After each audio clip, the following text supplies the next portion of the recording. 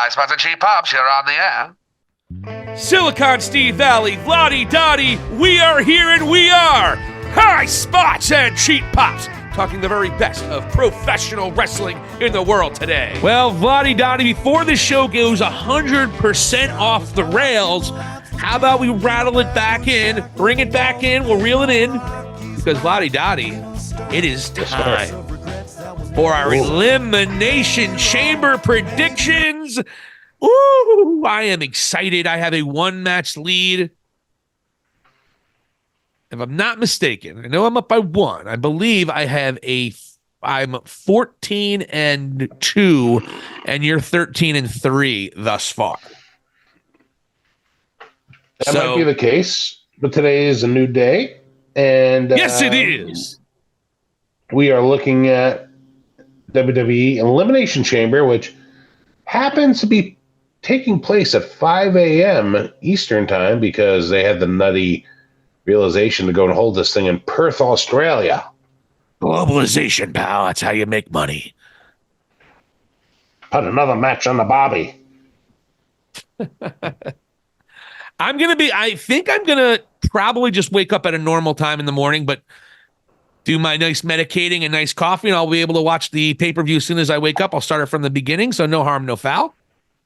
Very nice. I'm glad to hear that. I don't know if I will watch it later that night, most likely, but especially if there's a certain moment, I'll probably check in with it on the Peacock streaming service. Just wake up super early, bro. Wake up at 5. You got this. I've done it before. I used to watch New Japan events live, so this isn't super new to me. In fact, I woke up to watch Kenny Omega beat Okada 2 out of 3. I woke up at 4:30 in the morning to watch that match. So this isn't anything new to me. You are a grizzled young veteran, that's for sure. I was on unemployment at that point in time too, though, so that might have something to do with my ability to do such things. With these two cases, there seems to be a little bit of a theme, but it's okay. Get a wife with great insurance. Yes. But yeah, so we Perth, Australia, Elimination Chamber. Only was 4 matches again, Vladi? Yeah, seriously, man. And this just speaks to the element of the actual Elimination Chamber match itself, in which we have 2 of them to go and check out and predict. And with that being said, we're off. Let's lead off with the women's Elimination Chamber match here, where the following are the participants. We have none other than the man herself, Becky Lynch. One of my favorites, Bianca Belair. Liv Morgan, Naomi, and we also have Tiffany Stratton, and the newest participant named recently, I believe, on SmackDown, Raquel Rodriguez. Do you want to go first? Or do you want me to go first? I think I know who you're picking no matter what, so it doesn't matter to me. I'll go first here.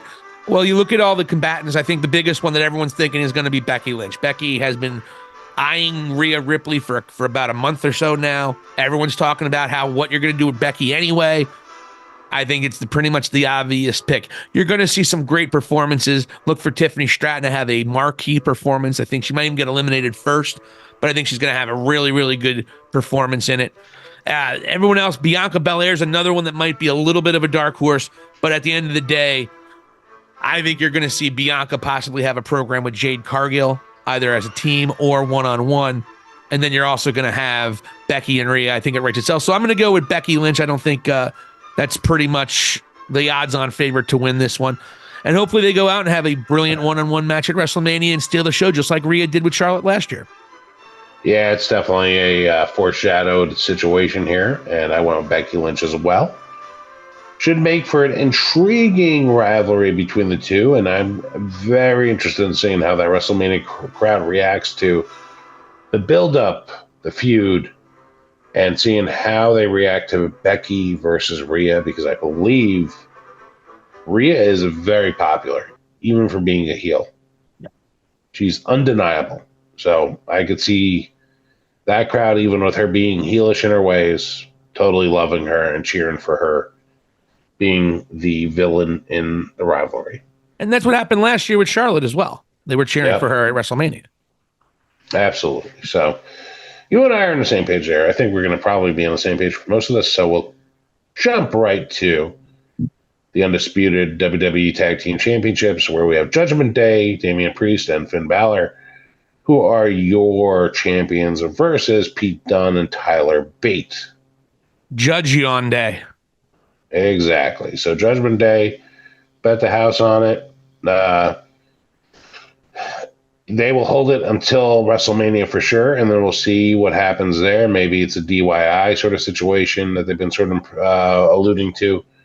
I will say they have built up this tag division has been getting built up very, very nicely, and you can make the argument it's the best tag team division in the world right now. Yeah, I would agree. Except for the champs.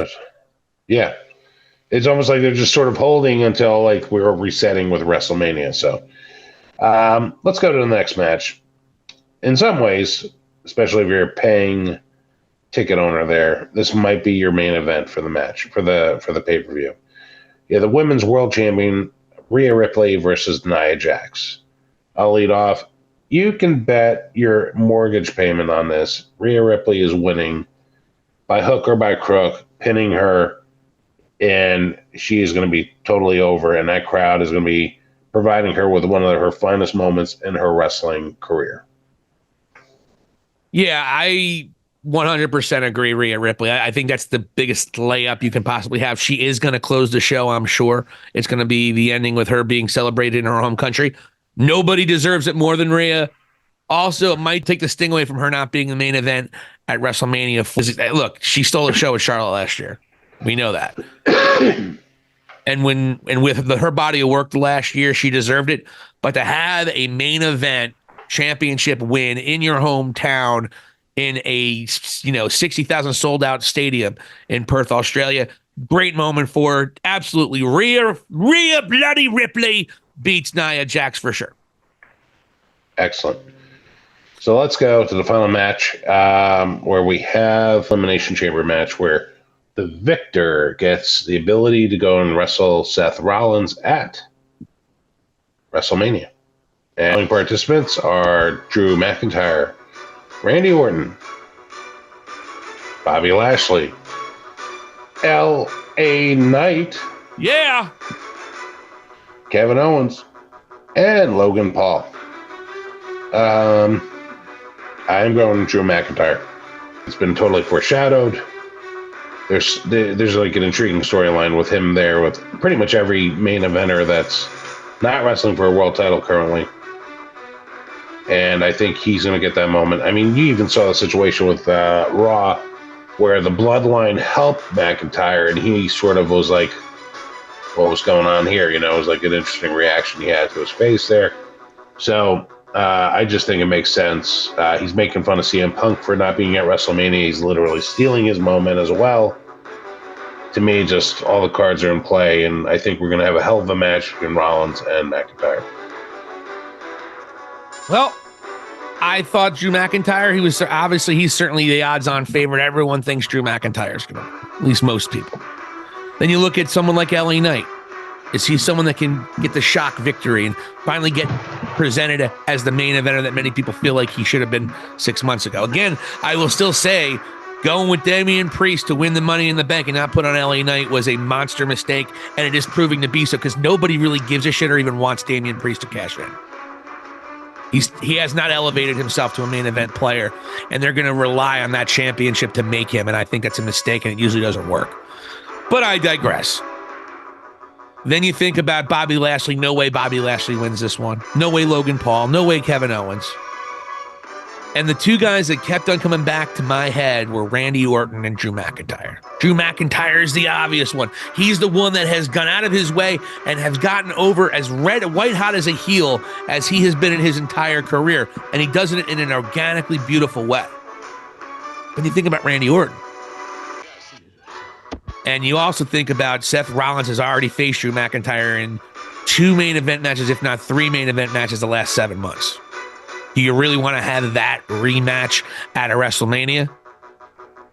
And I started thinking, Randy and Seth kind of write itself. unless you're going to intertwine the Drew McIntyre, which could be a possibility, unless you're going to intertwine Drew McIntyre with almost being a weird ally to the bloodline.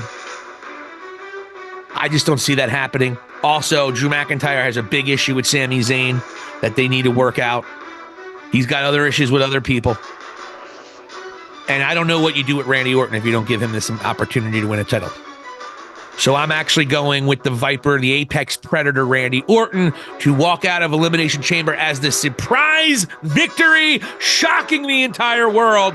And Seth Rollins and Drew and Randy Orton go and have a rematch of that classic match they had back, I believe, in WrestleMania 31, where Seth, at the end of the night, cashed in his Money in the Bank to beat Brock Lesnar and Roman Reigns for his first world championship. I'm actually bucking the system. I'm throwing a curveball at you, Vladi.